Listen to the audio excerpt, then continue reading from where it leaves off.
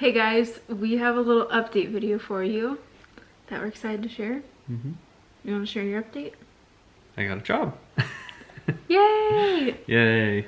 We've been sharing a lot of videos recently on my channel about going through this season of Jacob being unemployed, which some people are like, is your husband okay with you sharing this? Do you want to Yes. Yes. I mean, her entire channel is obviously about budgeting and finance and all the real world things and working with real budgets and lifestyles and everything. And I mean, what's more real than that? I mean, we always share our budget and share what's going on in our lives, and this is something that happened and is very real financially and has happened to tens of thousands of other people just in the last couple weeks. So I know I'm not alone in this, and it's not like it was my fault. So it's a, company decision, and why not? If you missed it, just give like a quick little background. If you missed it, Jacob worked in tech, which is not a great time to work in tech.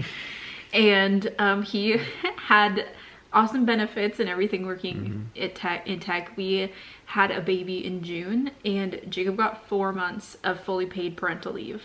Yep. Which is amazing. He then came back to work. He worked for 2.5 weeks, and then out of nowhere got the, hey. Got the boot. It was just like a, hey, we're doing mass layoffs, and unfortunately your position is part of it. Yep. So thanks, bye. So was my manager, and so was their manager, and a lot of people. So anyway, so you got a new job. Yes. And do you want to talk about what the new job is? So same field. So for people who don't know, I typically do career-wise, I do competitive intelligence, which is part of product marketing, if people know what that is. But basically, I do research and analysis on competitors. So what other companies are doing in the market, and try and position our company to win more deals. So that's kind of what I do, and I'd be doing the same thing, but for an insurance company. So getting out of if you know what SaaS means, it's software as a service. Getting out of tech and software into more insurance, which will be great to learn a new industry and apply my skill set there. So no, just really grateful. And you were unemployed then for a little over a month. Just about a month, just over. Yeah, so Jacob, I know he made his full-time job applying for jobs, and you applied to.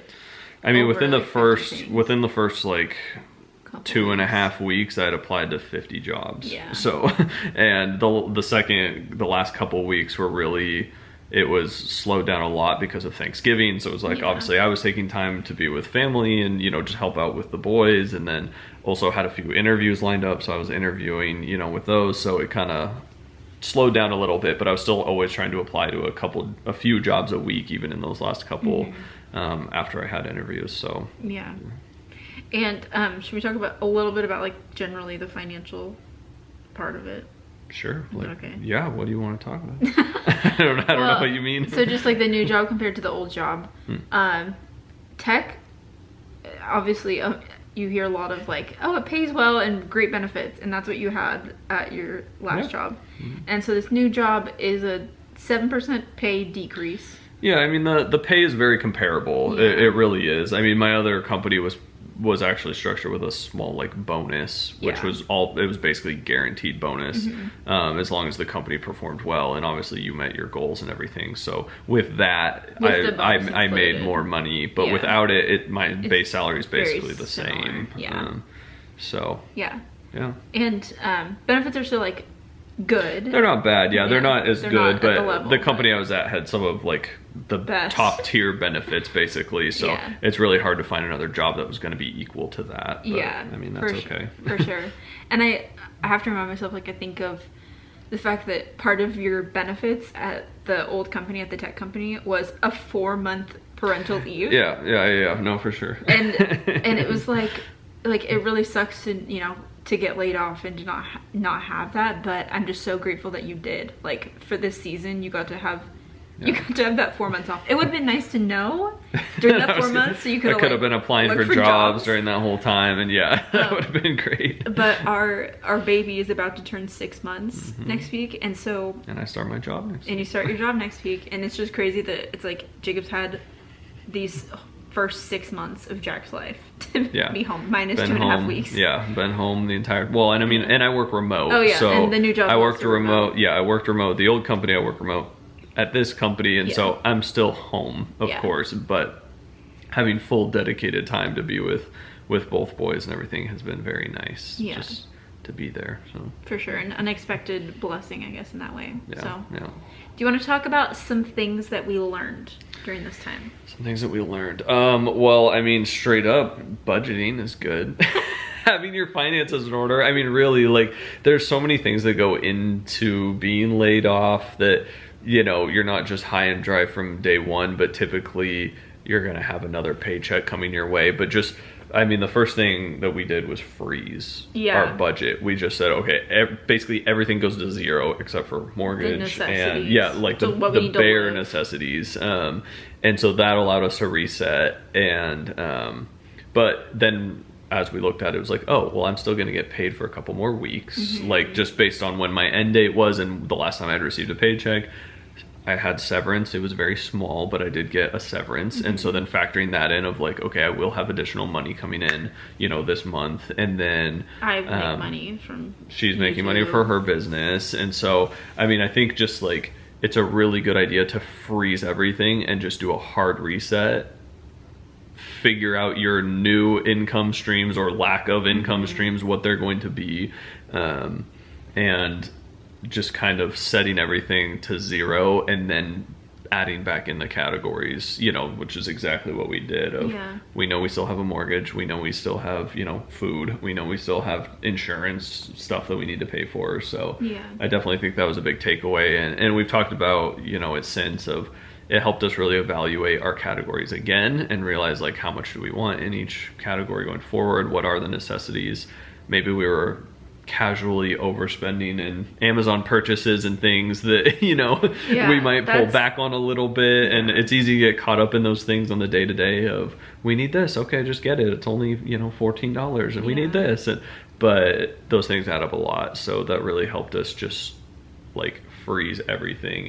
And yeah, it was great. Yeah, that's what I was going to mention too, is that I feel like we had definitely fallen into the lifestyle creep. You know, where it's like, oh, like we're debt free, we're making, you know, good money, so we just, you know, realize how flippantly you kind of spend more money on things. So I think that this was a really great wake up to be like, okay, what do we actually need, and do we like need to be spending this much money on all these different things? And it's okay to enjoy life. Like I think some of that's fine, but there's also absolutely nothing wrong with taking another look at it. After you've done that for a few months and then been like, oh, do we really need to be doing that? Is that how the wisest way to spend our money? And so I think that was good for us just to reevaluate our budget in that way. And it was funny because there were so many things that it was like we had just bought, kind of splurged on before the news. I bought a $40 Stanley mug the week before it got laid off, and then I was like, why did I just spend $40? I mean, I think that kind of maybe comes into a second takeaway, which is there's a lot of emotions around being laid off, and that's okay, and it's okay to feel those things. And I'm not someone that takes things very seriously, not in that way, but I just think life doesn't stress me out that bad unless someone's like sick or hurt or, you know, something like that. Cue the last week of our lives. But I definitely felt like that depression set in, and as soon as that news hit, my body and mental place just plummeted. And for the next couple of days, I would just kind of feel myself drop and come back up, and something would kind of bring my spirits up, and we would talk, or we would do, you know, plan out something or something. We would hear some news that was good, and I would slowly lift myself out of it throughout the day, and then just randomly just feel myself heading down that curve again. And so, I mean, I think it's good to have a support system around you, for sure. And it's good just to feel some of those things and be okay not being okay for that period. And yeah, I mean, however much time you need. Like some people, I was chatting with coworkers and, you know, other people who had been affected by it, and, you know, some people are like, I'm gonna take off the next month and just figure out life before even applying to jobs. Some people say, you know, it took me a couple weeks and then I started up.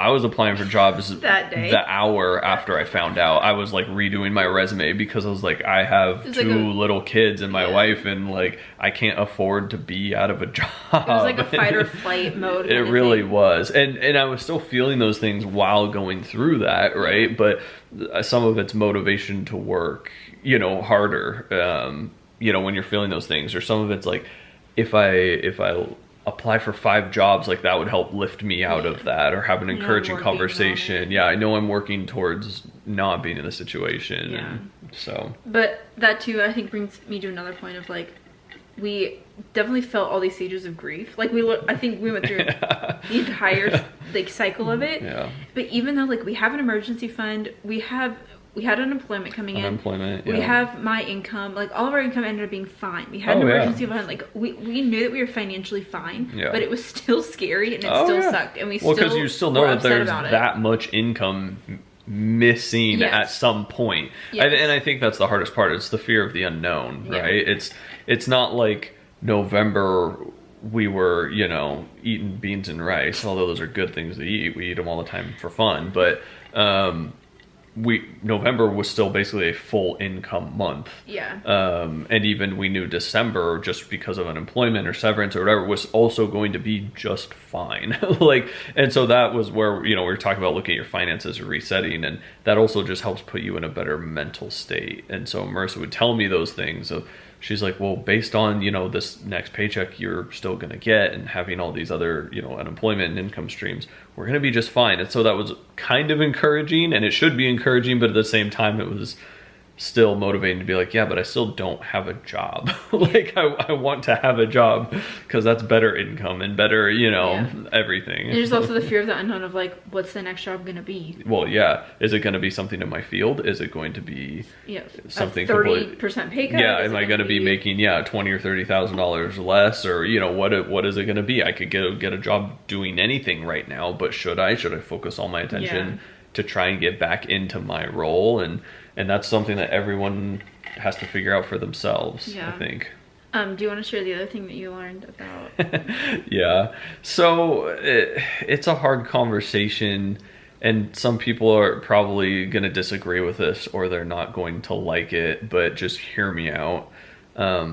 Your employer does not care about you, basically, in any way, shape, or form. And of course, they provide great benefits for you, and they provide that, you know, your living expenses, you know, they are who gives you your job, and they want you to be happy there. Yeah. But you are still just a number to them. And if that number doesn't line up with their bottom line, then you're gone.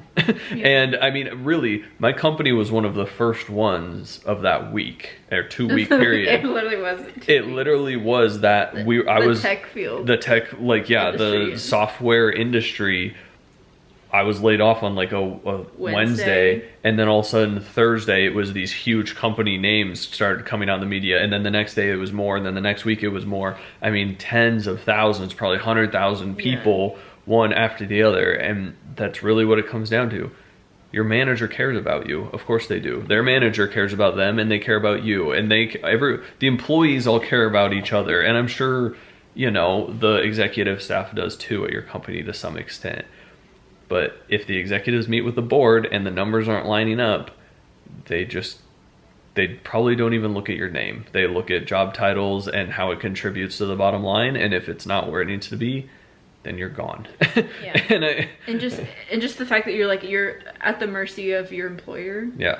And they can just be one day and be like, hey, sorry. Yeah. Yeah. And I feel like Jacob and I are such loyal people. Mm-hmm. And so I feel like for us, you know, earlier in our careers, you've been graduated from college now for 8.5 years. Yeah. And we've like had other things that we're like, oh my gosh, I feel so bad to like leave a job or like tell my employer that, you know, that I'm moving on. Like we've definitely felt that like guilt. Yeah. But I feel like going through this, you're just like, you know what? I'm going to do a good job for my employer. Of course you're going to work hard and you're going to do a good job. Yep. But like at the end of the day, like you have to know that unfortunately your employer is like not your BFF. And they hired you for a reason, and it's to contribute to them making money. Yeah. I mean, that's really that's what every company is, and I know there's exceptions to that, and you'll probably put them in the comments, but but that's really just what it comes down to. And so I think the takeaway from that is like, you need to do what you need to do for you and your family, and have things set up so that just in case, right? The emergency fund that Marissa talked about. And I mean, I hope you guys know we're pretty financially smart people, and we've tried to plan as much as possible. And even after this happened, it was like, oh, we need to do a better job in certain areas, and we need to, like I said, looking at the budget and bumping up our emergency fund and doing things, because we don't want to go through this again. Statistically, we probably will at some point in our careers. Like you said, you're a number in the system to them, unfortunately. As it can be the best company. The company I worked for was amazing, and they really did care about their employees and had great benefits and were very encouraging and inclusive and diverse, and like they preached everything that, you know, and practiced what they preached, I guess.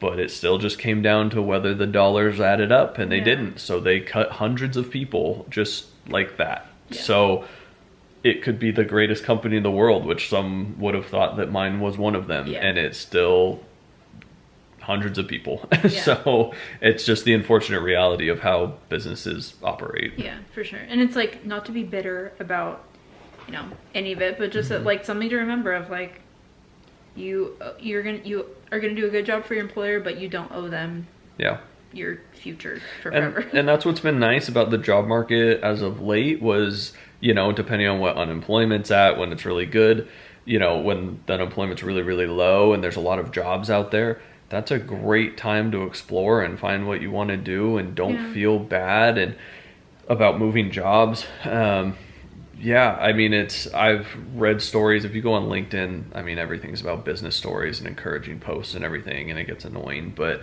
there's recruiters that say, you know, I hired someone and within 2 weeks they quit. And instead of being mad, I was happy for them, because it meant that they weren't going to be miserable at my company. It wasn't the right fit for them, and they found the right fit. It just happened to be 2 weeks later, which stinks, right? But they were like, I'm happy that they were able to find something they wanted to do. And so hearing things like that is very encouraging, because, you know, you're allowed to do that. You're allowed to find out what makes you happy and find out what you want to do and what's right for your family. And you should be loyal to your company to a degree and respectful of them and to them and everything.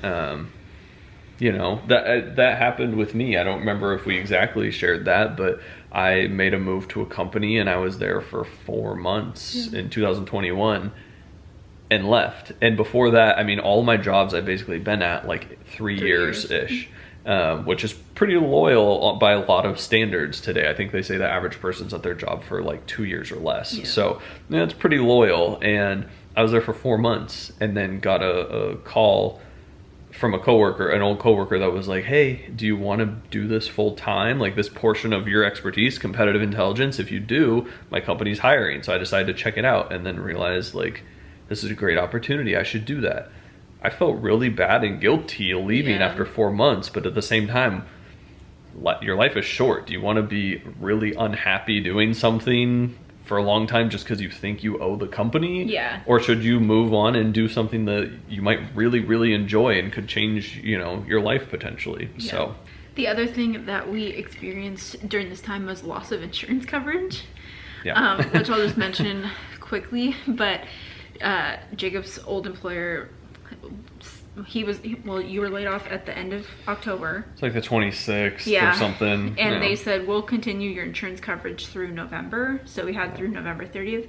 We had already hit our max out of pocket this year because I had a baby. So that was unfortunate. And also another scary thing of like when you have a whole family on insurance and you have 2 small kids, like that's scary. So your new insurance starts January. Will be covered. So just for the month of December, we are not under insurance coverage. We can enroll in Cobra, and that's what we'll do if we need to. But if you've been following me on Instagram, and also one of my other videos I posted last week, but unfortunately our baby, well, both of our boys ended up getting RSV, but our baby, it was really bad for him, and we ended up having to take him to the emergency room, and he was in the hospital. He was admitted, and he was there for 2 days. So that was really scary. Definitely not fun, but we were there November 29th and 30th. Literally the last day of we were insurance. We were in the hospital and I was like, Jacob, you need to figure out how we can sign up for Cobra because we're going to have to like, we'll be here in December and then. And I'm like, it's fine because you have like 60 days to enroll in Cobra and it's retroactive. So that's something to keep in mind if you get laid off. This is also why you have an emergency fund, because it does seem like when it rains, it pours.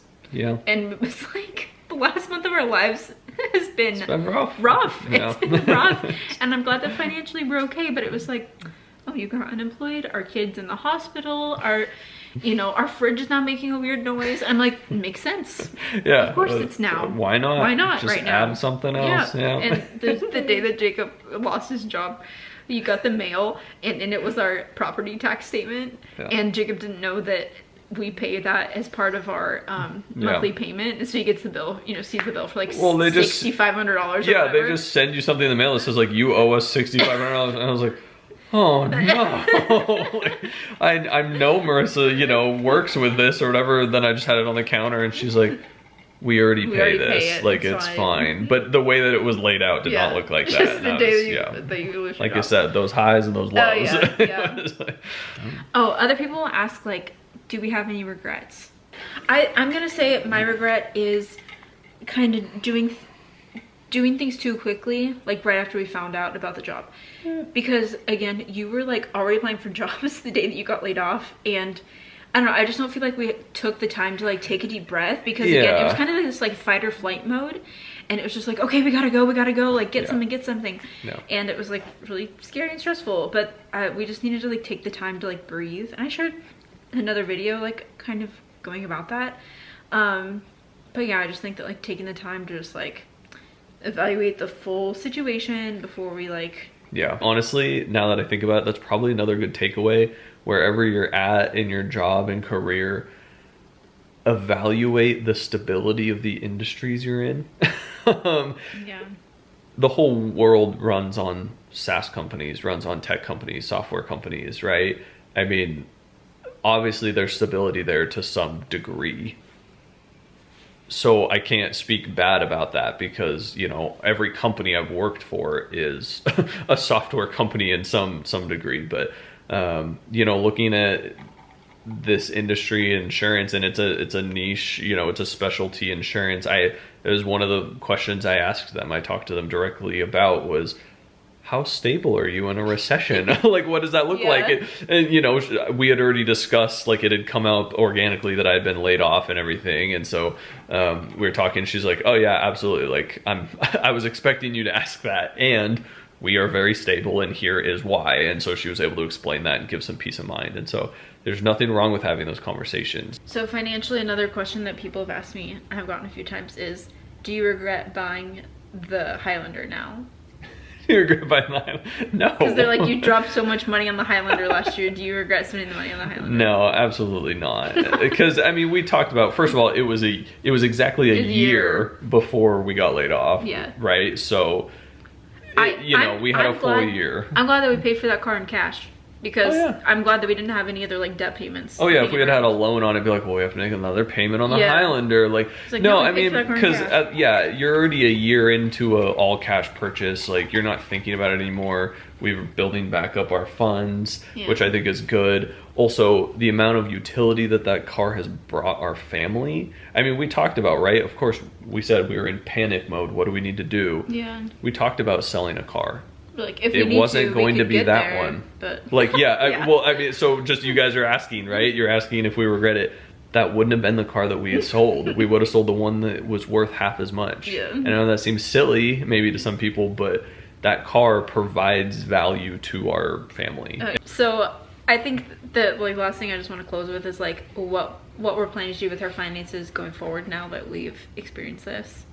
So first off, we want to increase our emergency fund, which I mentioned.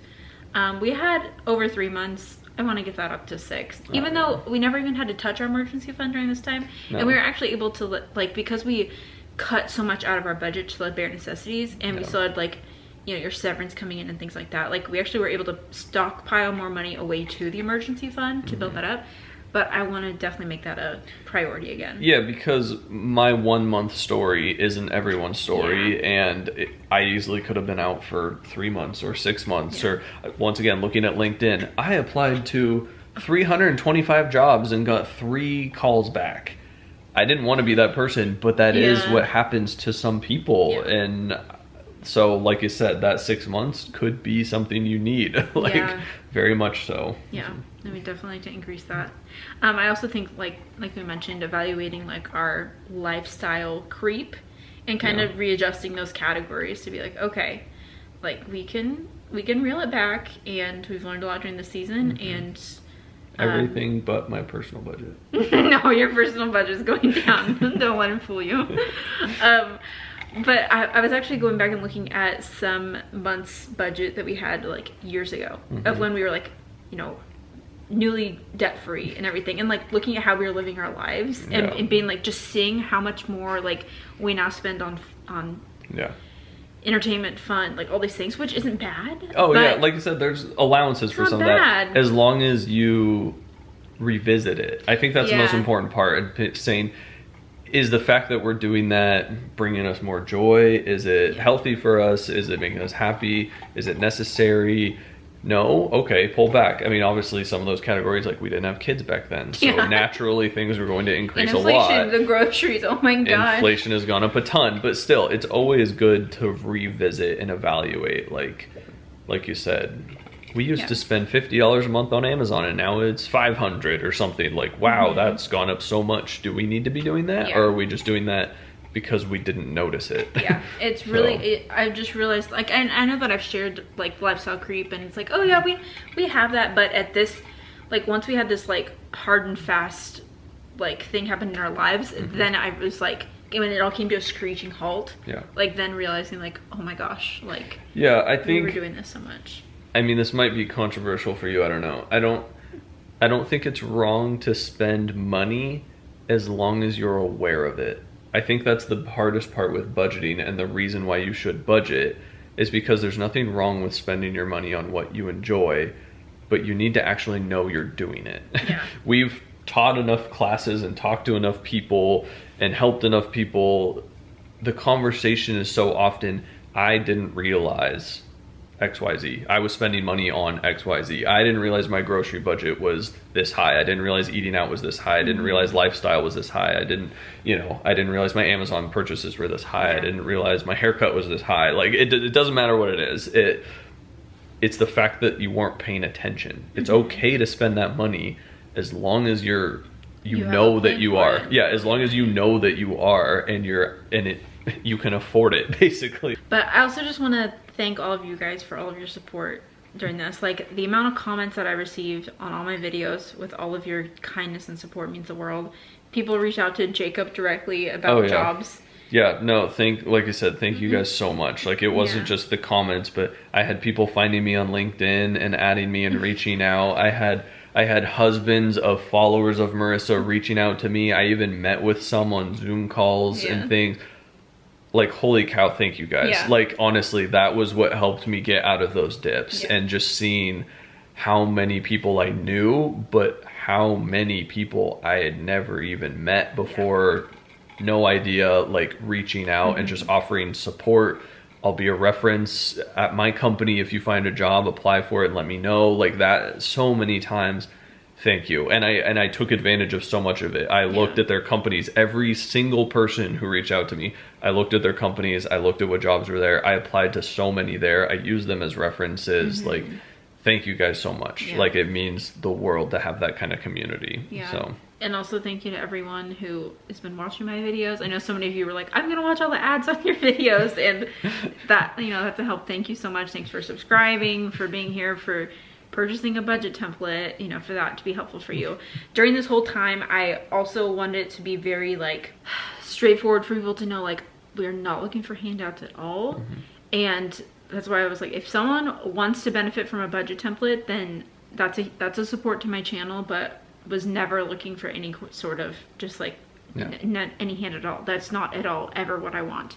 That being said, I actually had some people find my Venmo and just send us a Venmo gift, and it's very, very sweet. And I want to let you guys know that we actually turned around and used that money to bless other people. So our son Jack ended up, like I said, in the hospital for RSV for 2 days. He was at a children's hospital, Randall's Children's, here in Portland. And so when we actually got back, I don't know, being there, like, it was just not fun to have your little kid in the hospital, but we were like the lucky ones, you know, like when you're at the children's hospital and you go through all the floors and you see the NICU and the cancer floor, and you know, to know we were going to be okay there. Anyway, it was just like really touching to us in this experience that we just had.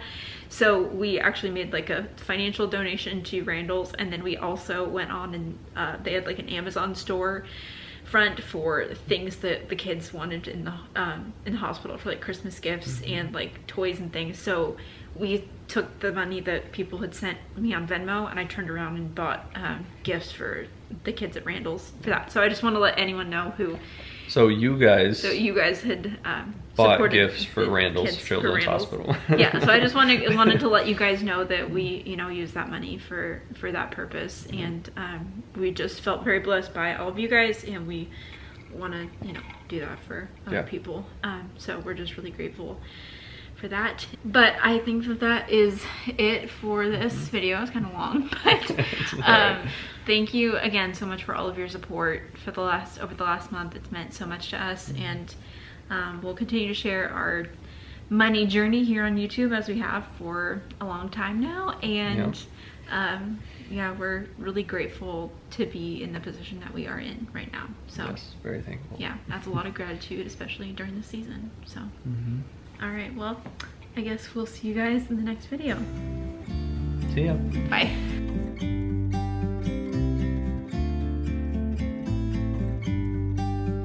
About to leave, already